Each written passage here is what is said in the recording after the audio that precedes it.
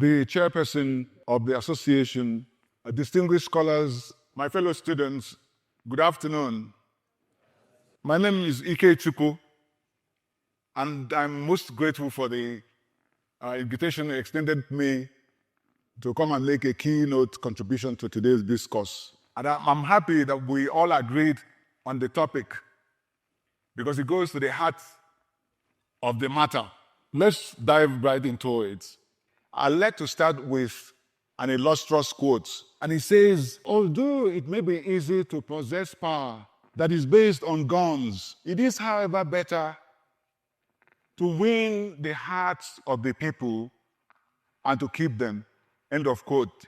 You see, that quote is not mine. It belongs to a very, very bad man, a virulently terrible person. Joseph Goebbels.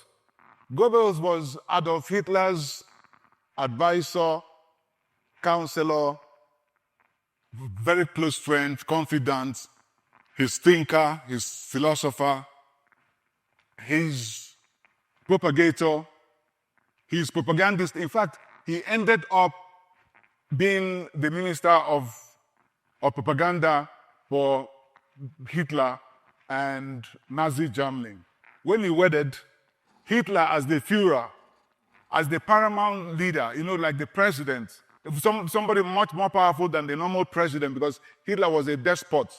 Hitler was the best man to Goebbels in his wedding. As some of those guys, they ended up igniting the Second World War, in which over 70 million people died. So the question is, if such vile and evil men like Hitler and his murderous goons knew all along, despite their genocides and crimes against humanity, that the right, proper and productive manner to win power and to keep it was through an honest vote. How did that knowledge escape us, we political leaders of Nigeria? How? If such very bad people would know that if you want to win power, you have to win it through an honest vote. How did we miss out in that knowledge? Well, we didn't.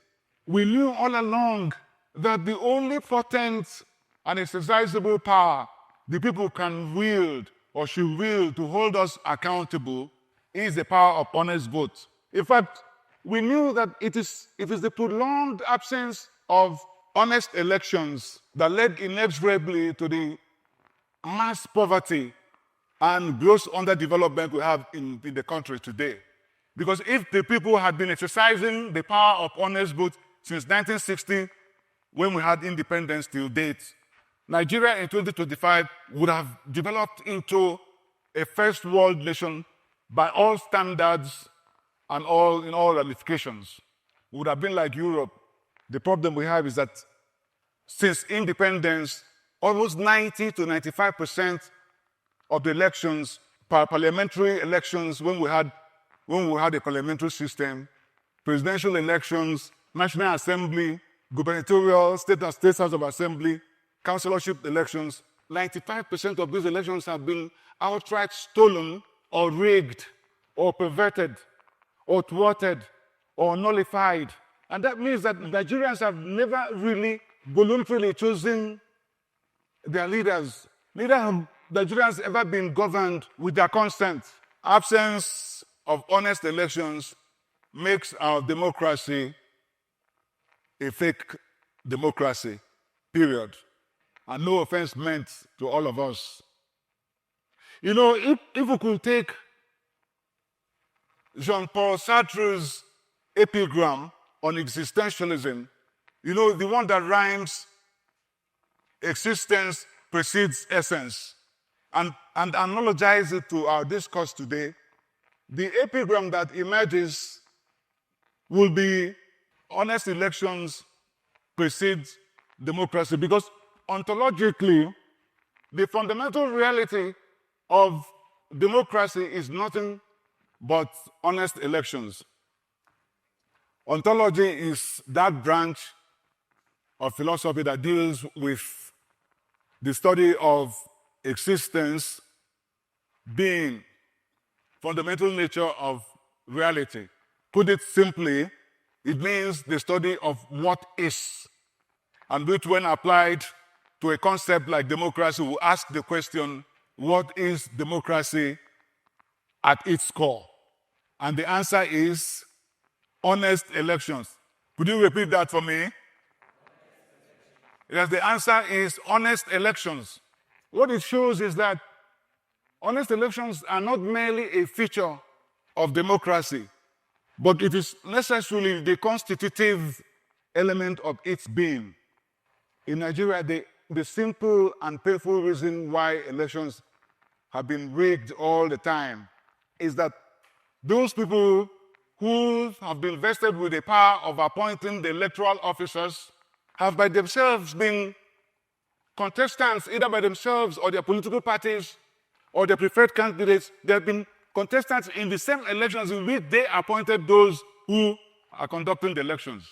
And it shows you there will be injustice, because the lawyers say, nemo judex in causa sua.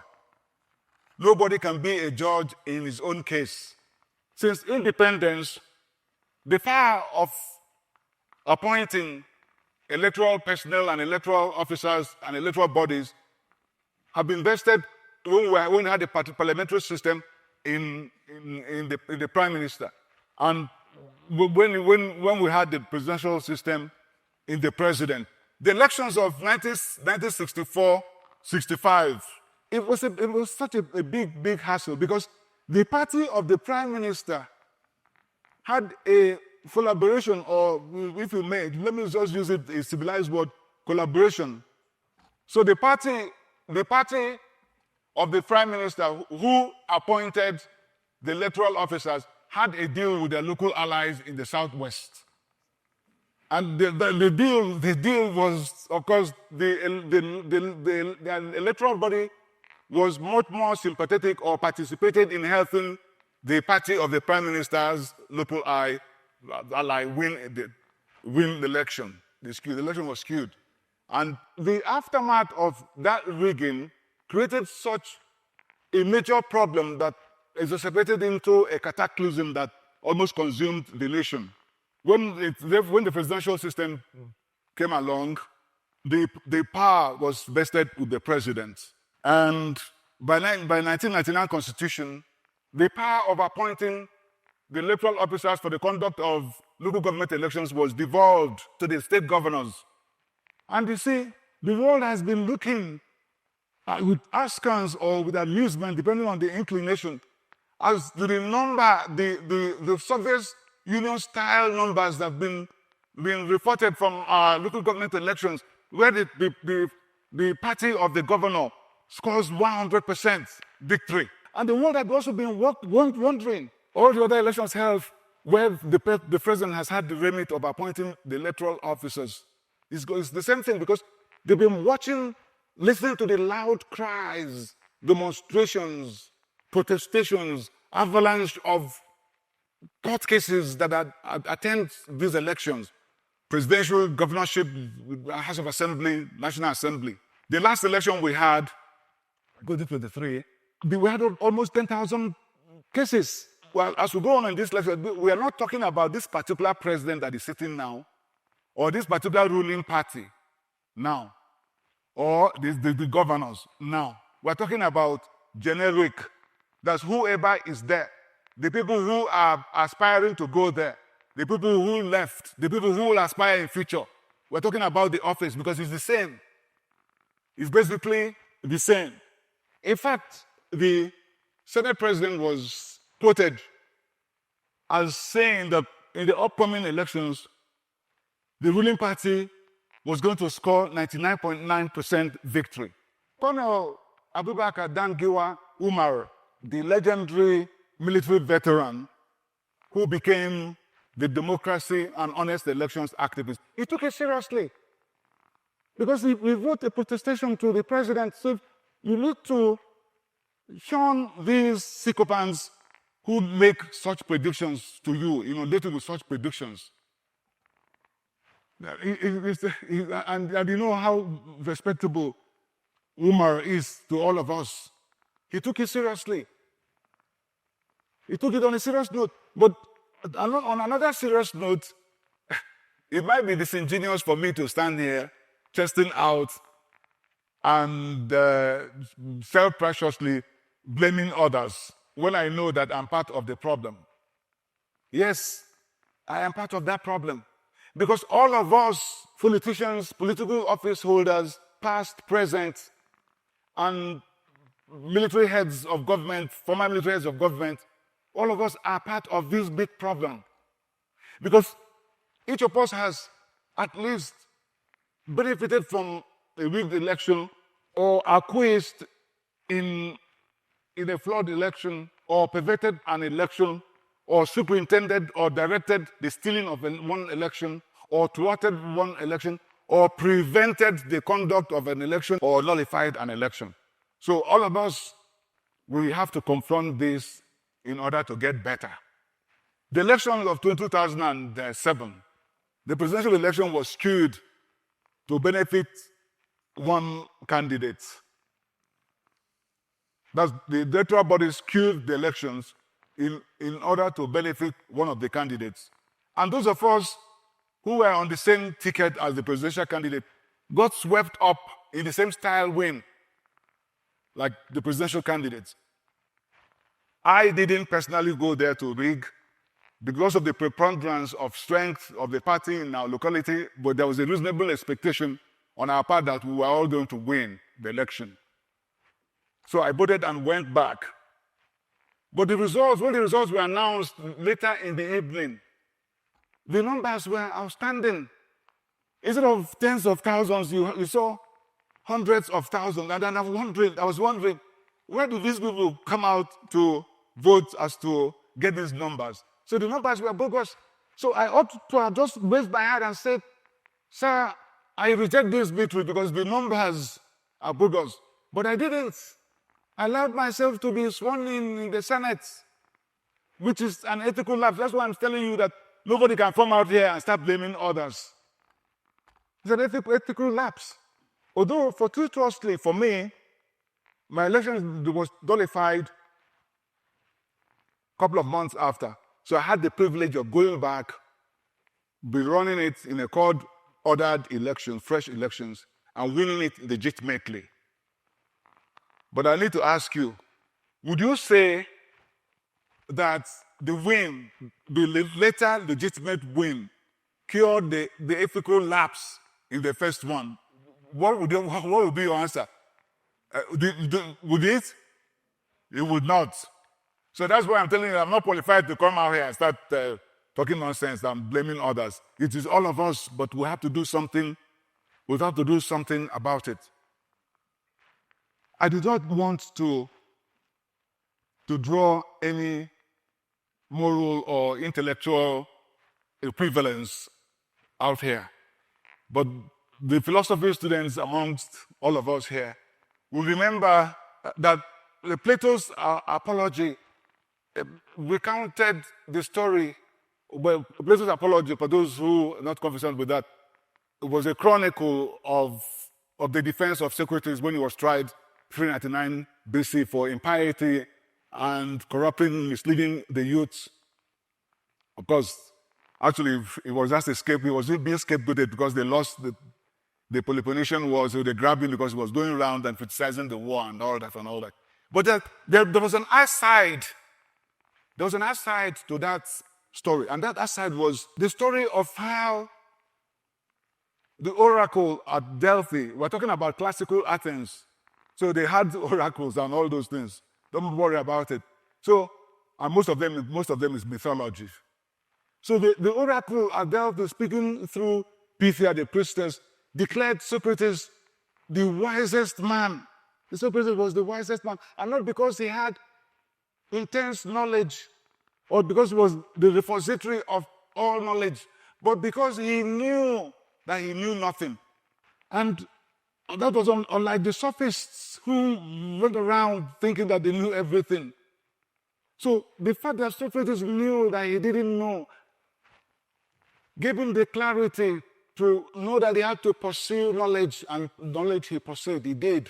You remember his dialectical elenchus. So I believe that my self-awareness and consciousness that I'm part of the problem affords me the clarity needed to chart the course on how to solve the problem of election rigging and then to move our nation up to the era of honest elections, and the clarity to reasonably forecast outcomes of an era of honest elections in Nigeria.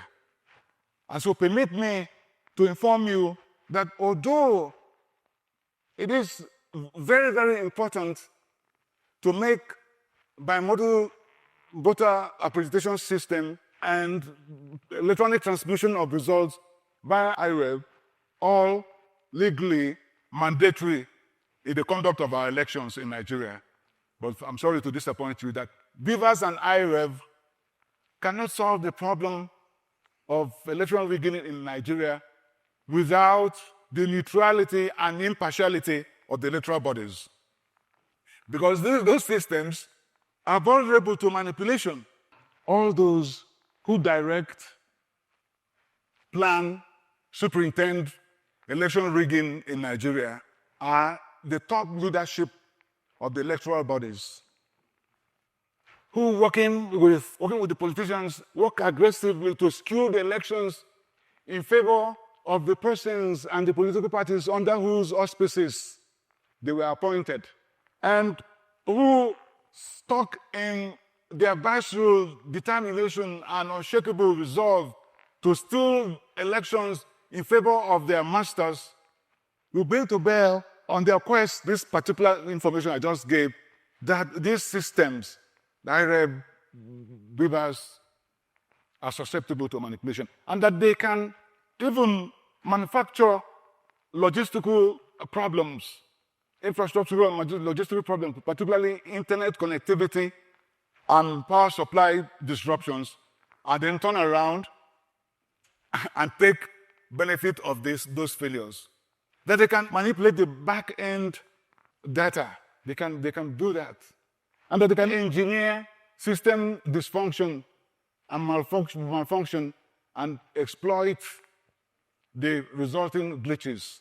Or that they can even decide not to transmit the elections, whatever you say in the law, because it's always a do or die game for them.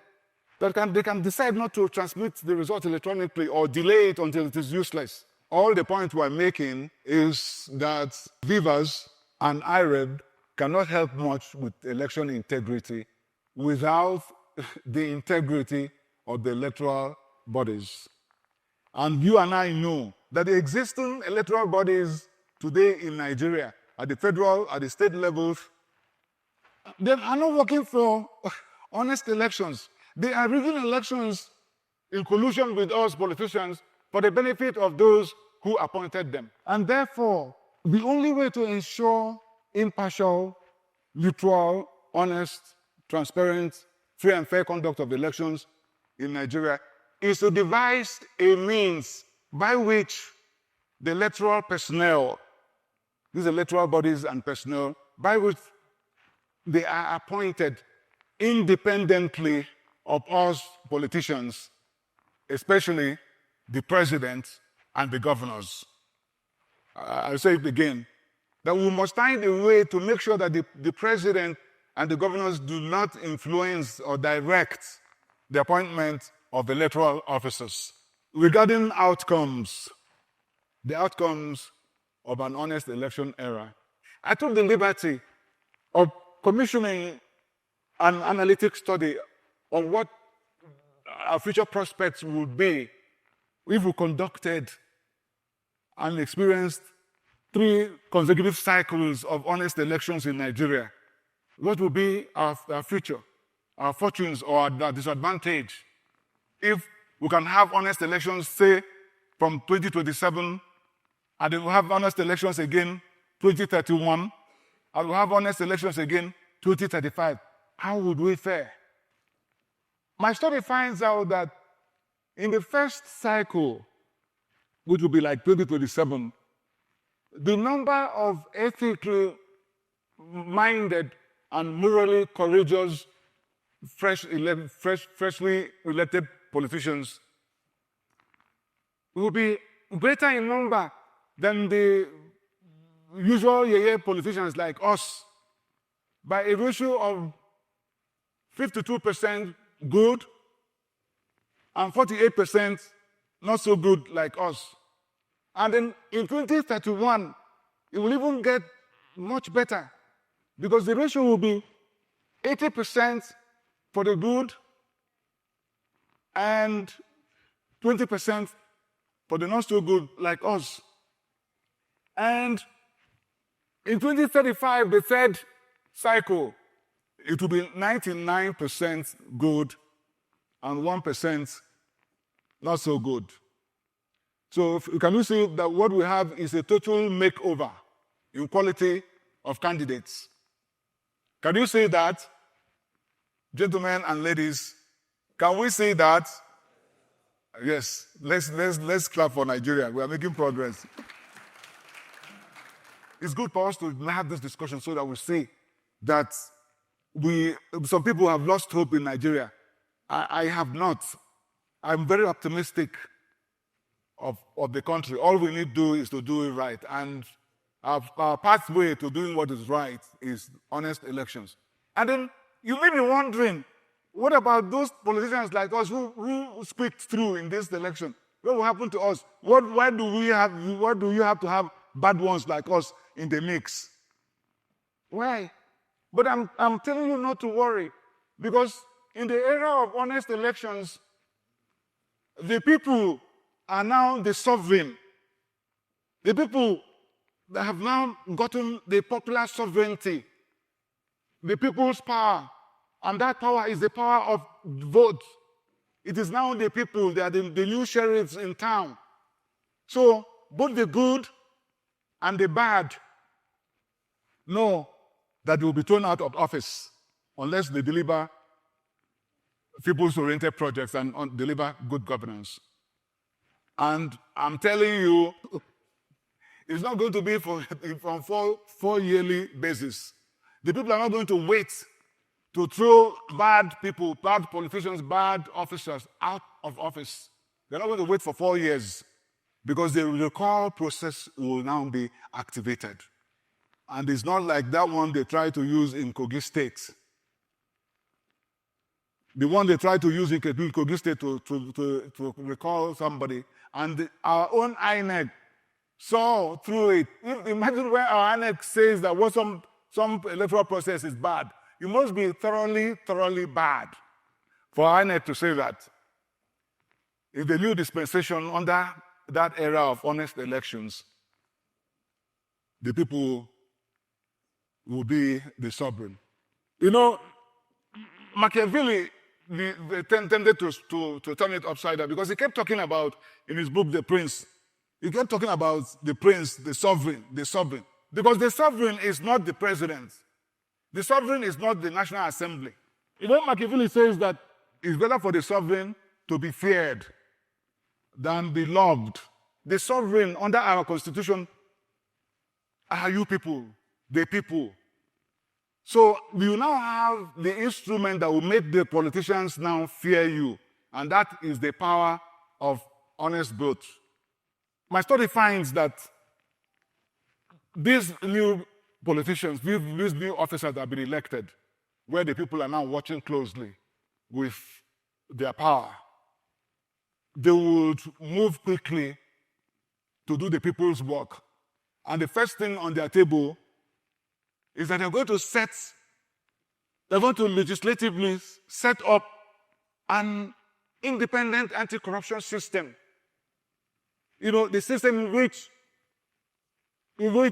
the people, the personnel of the new anti-corruption system will not be appointed by the politicians, by the president or the governors. They will be appointed independently of the politicians so that they will be able to now do their jobs without fear or favor, and they will chase all errants, all bad people with equal intensity. Nobody will be above the law. Let me remind you that I said I'm not speaking here as an anti-corruption activist. The reason is that I am not worthy. And I don't think most of my colleagues are. And because that we're not worthy, that's why we need the internal controls to help us to tie our hands to do the people's work. That's why we need those internal controls. And what bigger control would you have than an independent electoral body that has not been appointed by the politicians, or an anti-corruption system that the politicians have no hand in appointing? That's the greatest control. You know, James Madison, writing in the Federalist Papers just around when we were preparing the Constitution of America, he said, and I quote, that if men were angels, no government would be necessary. And if angels were to govern men, neither external nor internal control would be necessary. Human beings are not angels. Nobody. Well, I know I'm not. I don't know, maybe some of you are, but I know I'm not. And I know that the politicians, most of my colleagues, politicians, are not. But we're governing men. We politicians are not angels, but they're governing men. And you know what Madison just said? That if you're governing men, you need controls. But if you're an angel, you don't need control because you're like God. So we need controls. And the controls are what have been laid out. One, independently appointed electoral body personnel, independently appointed personnel of the anti-corruption agency. There are others. Separation of powers amongst the branches of government, checks and balances amongst the branches of government and institutions of government. And my study finds that in the honest election period, there will be a palpable straightening of separation of powers and the accompanying checks and balances. Because under our presidential system of government,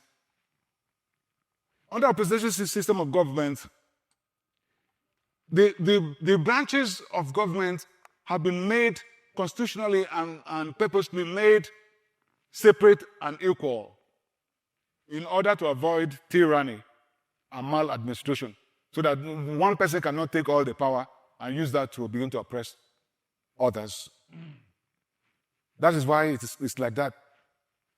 But since inception, unfortunately, the observance of separation of powers and checks and balances have been rather weak, most times non-existent, leading to abuse of office, abuse of power, misgovernance, erosion in the rule of law, humongous waste, unaccountability,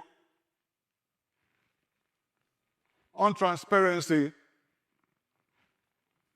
bad management of our fiscal and monetary policies, and discouragement of foreign direct investment. You know, what has happened now is the whole governance.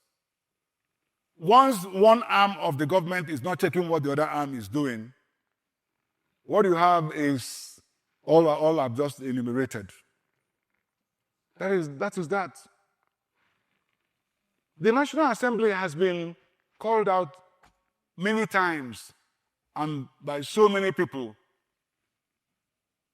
for turning itself into a rubber stamping legislature. Remember, I was there, and when I was there, it was the same. So I am as responsible for the weaknesses there as those who are there now. We can't count. The only thing is that we have to talk about it, because it's only by talking about it and owning our mistakes that we can correct them.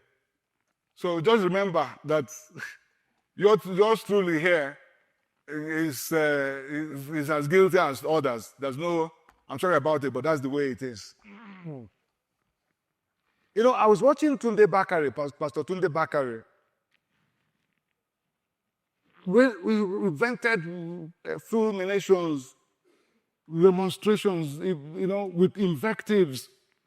He was scolding with strong words the executive branch and the legislature for blurring the lines of separation of powers and snuffing out checks and balances. He said, he declared the National Assembly now as an extension of the executive branch. Tunde Bakare now said that the National Assembly is the 41st member of the cabinet of the president. And he now said something that, you know, for the purpose of accuracy, I'm going to quote. He says that the nation is today bedeviled by a captured National Assembly. End of quote. Strong words, but the situation is serious because without separation of powers, you see the problems we'll be having. But nothing vindicates Tunde Bakare's captured National Assembly troop than the role played by the legislature in the recent proclamation of state of emergency in Rivers State and the removal or suspension of Governor Saga. Because, firstly, the combined effects of sections 188, 189, 305, subsections 4 and 5, dealing with tenure of office and cessation of office of a governor, and the scenarios for proclaiming a state of emergency. None of these sections show that the Constitution has given the president the power to remove a governor. None. So the National Assembly ought to have spoken at the earliest opportunity, because the fact that we have separation of powers does not mean that we have brick walls separating the branches of government. You know, there are still consultations going on. So at the very first opportunity when they were briefed on it, the National Assembly ought to have said, Mr. President, we need to rethink this.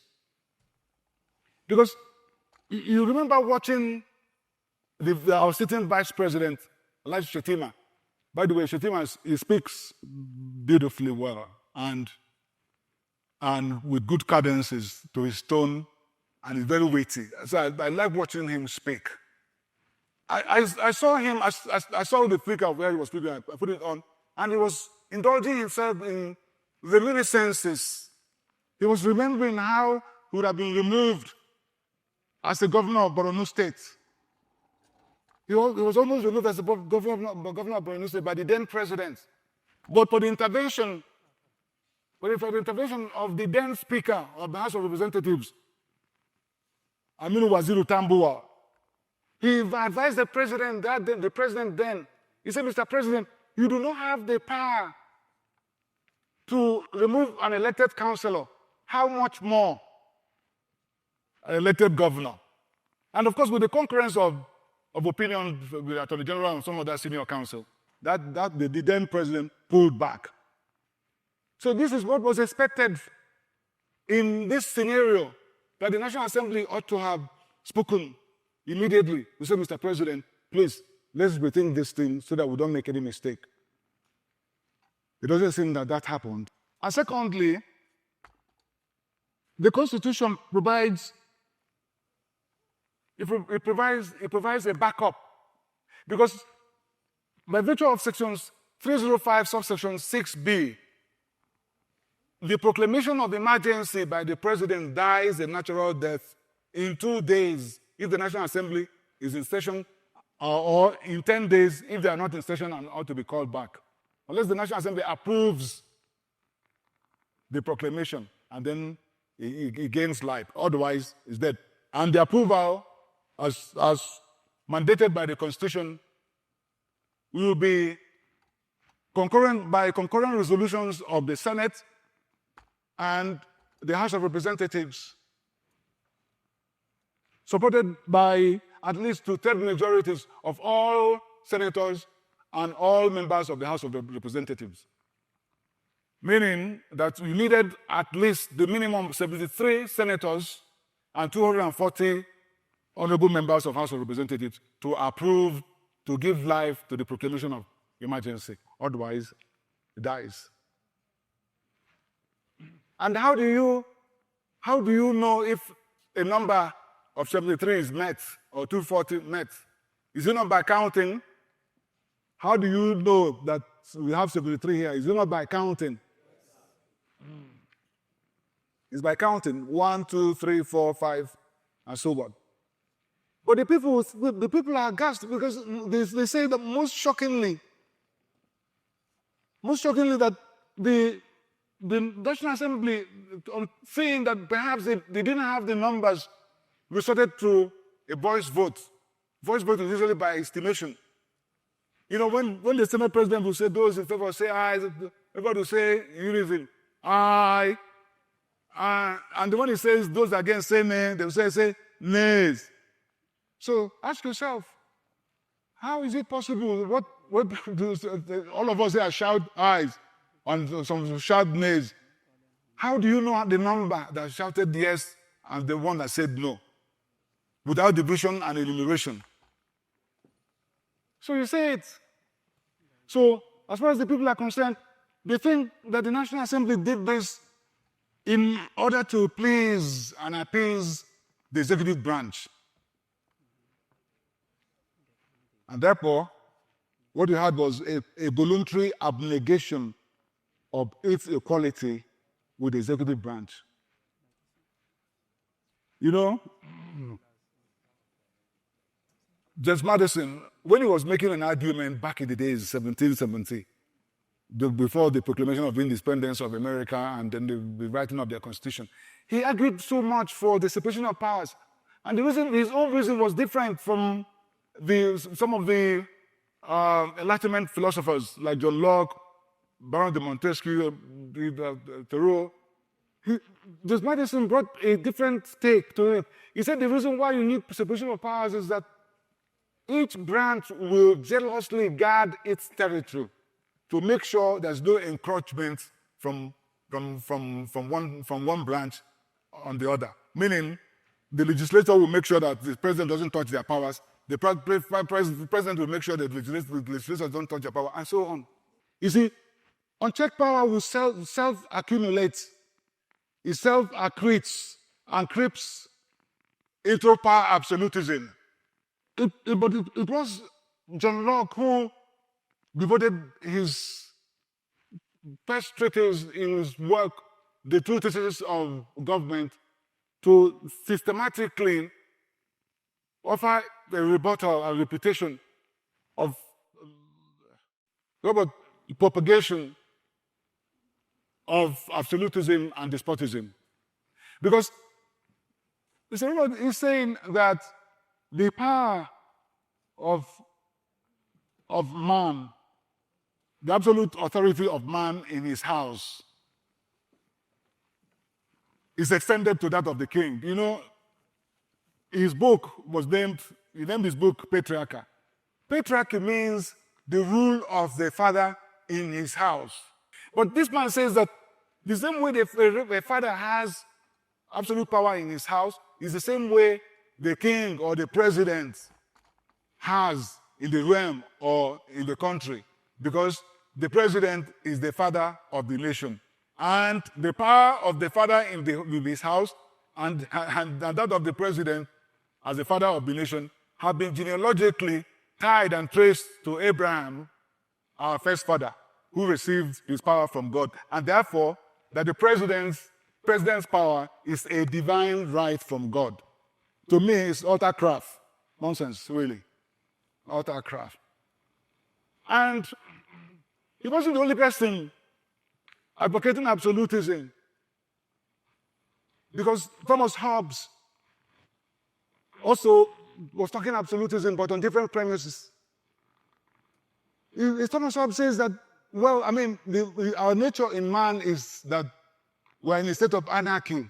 It's a war of all against all, meaning that all of us here are fighting, kicking ourselves and all that and all that. And therefore our life is solitary, poor, nasty, brutish, and short. And that is why we would do a social contract to hand over our powers to a Leviathan, which he named, the way he named his book, a monster, a ruler that will be ruling like a monster to quell the trouble. John Locke sorted out these two gentlemen. He said, look, our God created us and gave us inherent rights. The right to life, the right to liberty and property. Thomas Jefferson would add pursuit of happiness. But it wasn't him, because it's an epigram that's been there through the Enlightenment period. So, if we show the proof that we are right, that because we know that there will be some disagreement here and time, and we need collective security, we give some power to rulers. And the way we give that consent is our votes. You use your votes to give consent to the person to rule over you. And that person cannot abuse it or should not abuse it. John Locke will go on to find two branches of government, the legislature and the executive. But it was Baron Montesquieu who added the third one, the judicial branch, to close the circuit, meaning that our rights now are protected, because if anybody is trying to abuse it, we'll go to the courts. Anyway, let's just remember that whatever may be happening at the federal level, is a child's picnic to the disaster happening in the states, where the governors are the despotic rulers bestriding the realm, towering over the state houses of assembly, where the members are without exposure or capacity to offer checks and balance. So nobody's balancing the governor. Tunde Bakare was able to scold the presidency. But who remembers the governors are everything?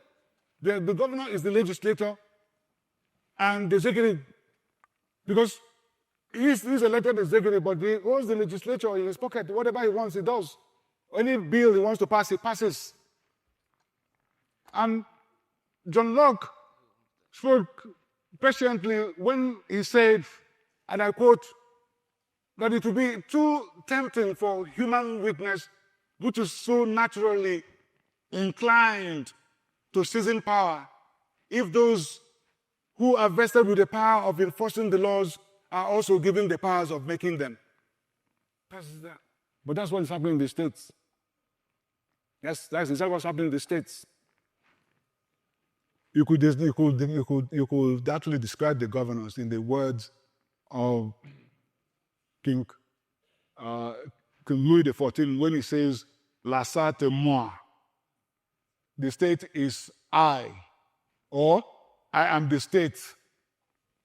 But let's not worry so much about it, because now we're in that era of honest elections where the people will have the power. They're going to use their power to infuse their power of punishment, to punish these legislators, to infuse metal in their back so that they can do the right thing.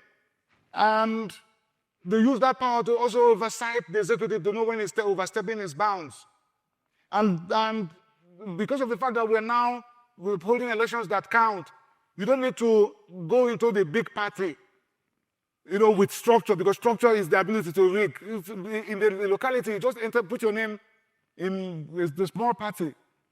And then, because the people know you and they're going to vote, they don't care about the party. And then you're going to be seeing retired senior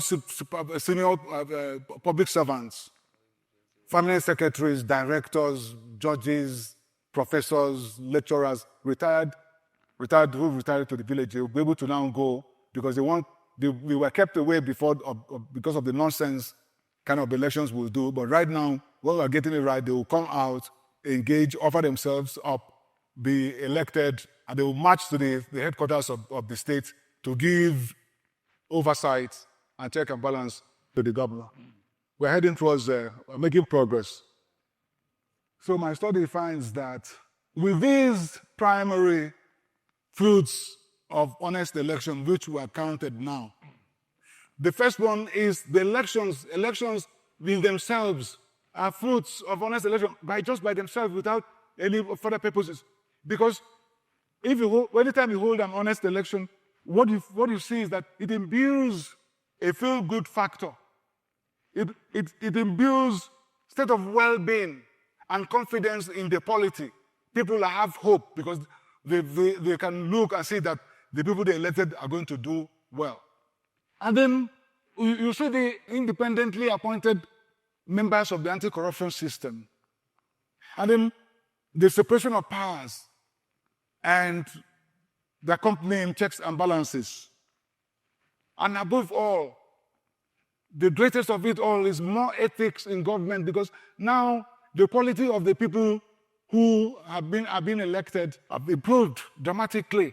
Remember, at the last stage, we got 99 very good and 1.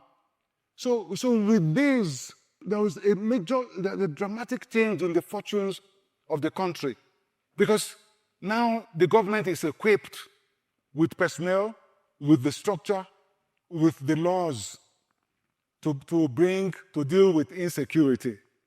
Because how have we been dealing with insecurity? If we don't have honest elections, you don't have anti-corruption system. When you put the money, nobody knows where it goes and all that and all that. So a lot of it, the government is now equipped, just because of the honest elections now, to tackle this problem of insecurity, deal with it once and for all, and then to offer systematized solutions to problems afflicting all the other sectors: agriculture, education, health, housing, power and steel, solid minerals, maritime sector, etc. And then including the establishment of a national social security system, particularly made for the poor people and the lower middle class.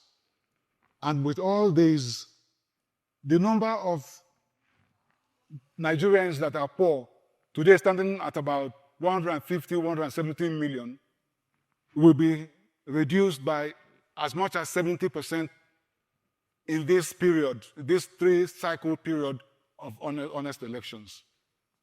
And so, in order to usher in the era of honest, transparent, free and fair elections nationwide, under one independent, neutral, and unbiased electoral body, being inescapably the necessary and the only means we can lift Nigeria and our people, our brothers and sisters, out of poverty, and the only means with which we can reach the potentialities of God's endowment upon us, including taking our pride of place in the league of great and egalitarian nations. I do move a motion for constitutional amendment to provide for the establishment of a new, truly and literally independent National Electoral Commission charged with the conduct of all elections and for all elected offices. And that the new INEC be composed and constituted by 13 commissioners.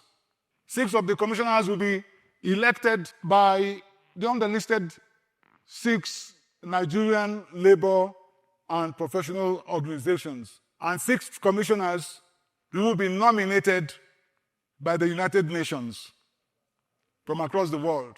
And 1 commissioner observer will be nominated by Transparency International. That, I propose, will be our new INEC. For the first time, appointed without the influence of us politicians. Of course, the new INEC will have the power to hire, to elect, and to remove their chairman, and to hire and fire all staff, including the chief executive officer. The election of 6 commissioners by the underlisted 6 Nigerian labor and professional organizations is arranged on a concurrent, corresponding, alphabetical order. That is to say that the Academic Staff Union of Nigerian Polytechnics will elect 1 commissioner out of its members from the Northeast geopolitical zone.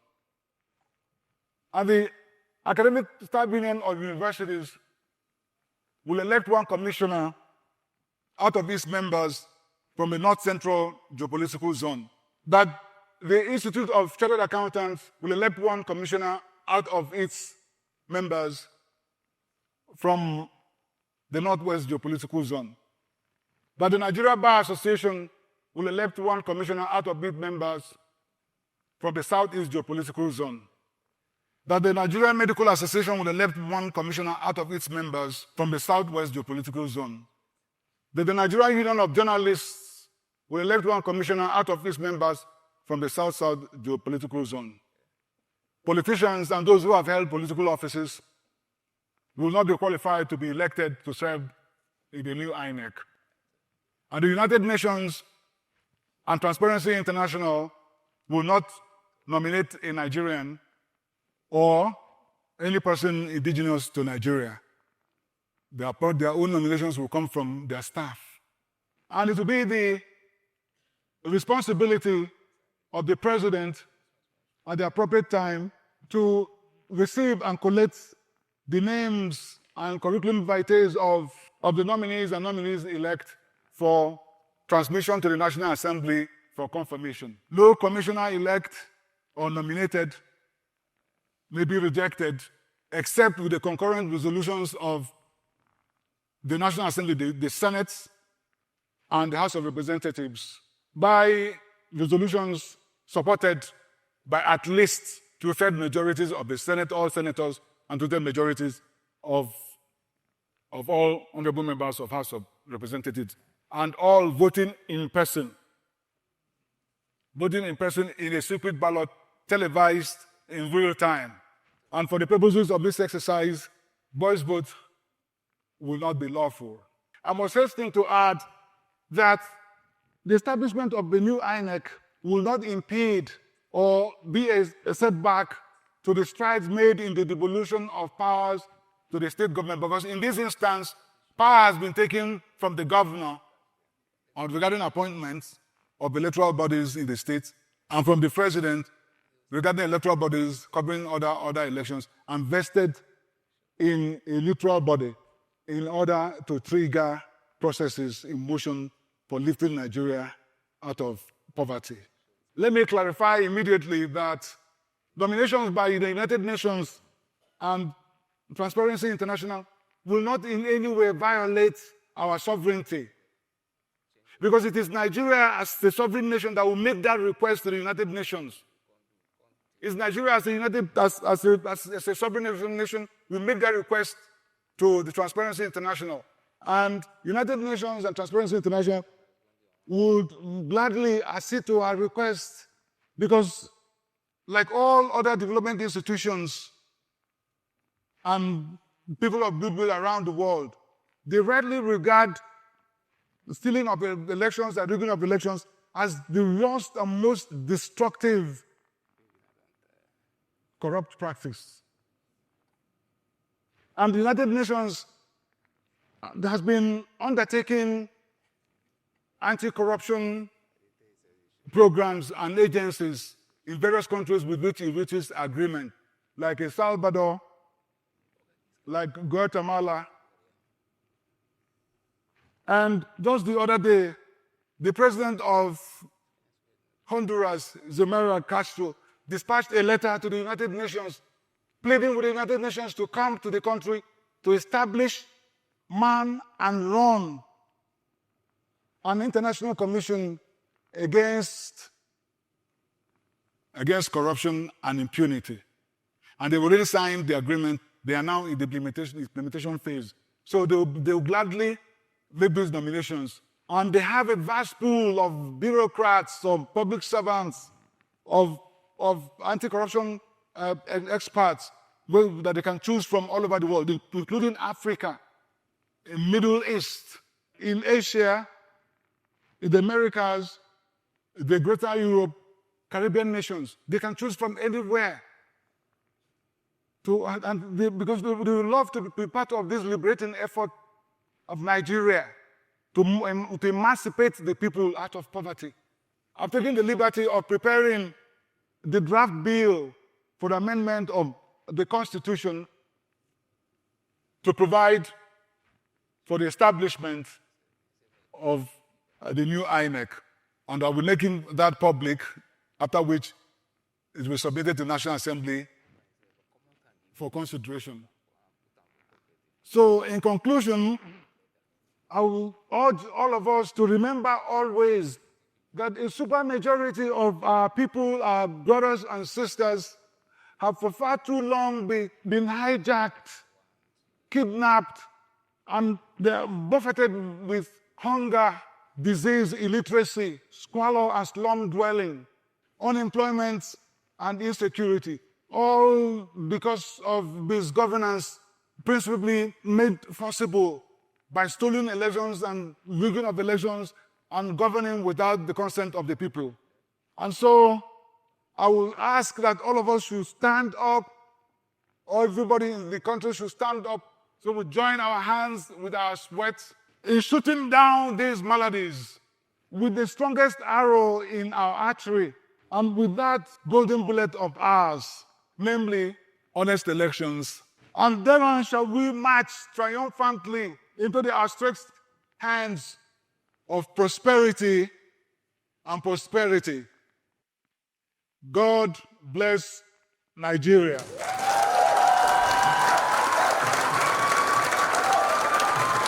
Thank you. Thank you.